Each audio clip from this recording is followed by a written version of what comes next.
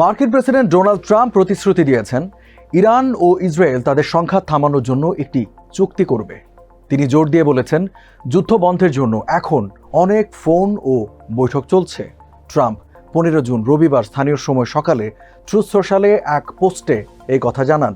দর্শক, এসব নিয়ে এখনকার টিবিএস নিউজ আপডেটস, সাথে আছে আমি রঞ্জু ইফতেখার।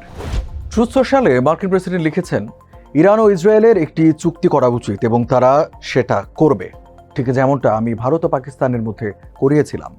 পোস্টে ট্রাম্প মার্কিন প্রেসিডেন্ট হিসেবে প্রথম মেয়াদে সার্বিয়া ও কসোভো এবং মিশর ও ইথিওপিয়ার মধ্যে দীর্ঘস্থায়ী চরম উত্তেজনা অবসানে তার ভূমিকার কথাও উল্লেখ করেন। ট্রাম্প লিখেছেন একইভাবে ইসরায়েল ও ইরানের মধ্যে শান্তি আসবে শীঘ্রই। এখন অনেক ফোন আলাপ ও বৈঠক চলছে।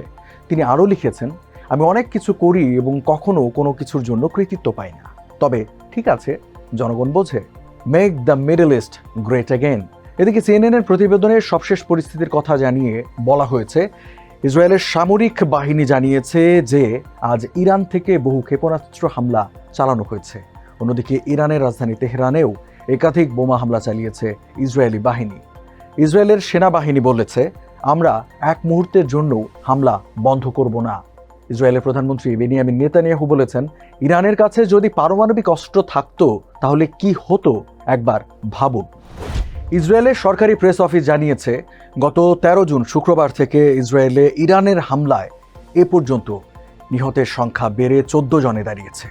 সবশেষ মধ্য ইসরায়েলের বাত ইয়াম শহরের একটি আবাসিক ভবনে ইরানি হামলার পর আরেকটি মরদেহ উদ্ধার করা হয়েছে। দর্শক, এই ছিল এখনকার টিবিএস নিউজ আপডেটস। আর সংবাদের বিশ্লেষণ জানতে টিবিএস এর সাথেই থাকুন।